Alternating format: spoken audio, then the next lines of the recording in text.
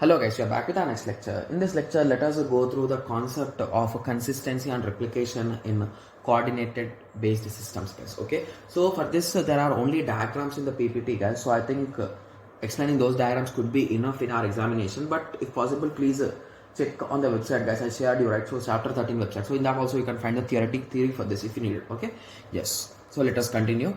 Okay, so basically here we are considering the Java space system which we consider. So if you recall, in one of our lectures we discussed about Java space system, right? So where we use the write operation to write into this and all those things, right? So the same operation we will, so the same Java space we'll be using here guys. Okay, so assume that there is a single system which is the original system guys.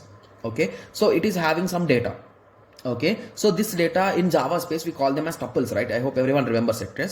Yes, so we call it as tuples. So basically if you want to replicate this onto multiple servers, so you will be transferring the data into those servers also. So basically here dotted lines represent the Java space guys, the tuples. Okay, so in the description it was written clearly guys, Java space can be replicated on all the machines. Yes, we are replicating it. The dotted lines show the partition of Java space. So basically these two partitions are occupied by the Java space and tuples are broadcasted on the wire. Okay, so we are broadcasting them with this process. Okay, yes. Okay, so once everything is done, so now read again the description guys. A Java space can be replicated on all machines. The dotted lines show the partition of a Java space into the sub, okay, just give me a second, into the subspace. Reads are local, but the removing an instance when calling take place in the broadcast. So basically you can read the data from any one of them guys. So in this diagram I think they shuffled the things. So basically in our previous diagram this was in the middle, right? So the original server you can say. Okay, so the original sender. Okay, so here they shuffled it and the loops are in this way, and here there is a chance of deletion also, right? So if you want to delete in some particular server and store something else, you can do delete operation also. So here we are trying to delete these tuples. Okay, yes, so you can do that also.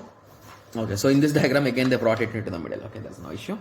Okay, so after that here deletion is possible. Similarly we are doing a local write. So if you observe here a write is done locally. So here you are trying to update from this to this. Instead of updating in the whole network, you are only updating in this. So basically you are doing some local updations here. Okay, so once the local updations is done, then you are broadcasting them to everyone. Okay, so non-replicated Java space, a read or take require the templates tuples to be broadcasted in order to find the tuple instances. So basically here you are performing the broadcasting. So basically what will happen if the broadcasting is done guys? Partial broadcasting. So partial broadcasting of tuples and template tuples. So basically instead of updating the whole rows or columns, only few parts could be updated because it's not complete, right? Or if you get the data in a matrix format, so assuming that will be better, right? Yes, so assume that you got the data from two things and you are mapping them. So basically in mapping also you can identify them. So those are the two methods you can say to identify those errors. Okay, so I hope everyone got some basic idea on this. Okay, consistency and replication. So in the next lecture we will be discussing the fault tolerance guys. We'll be taking some examples. Okay, so let us meet in the next lecture. Thank you, thanks for watching.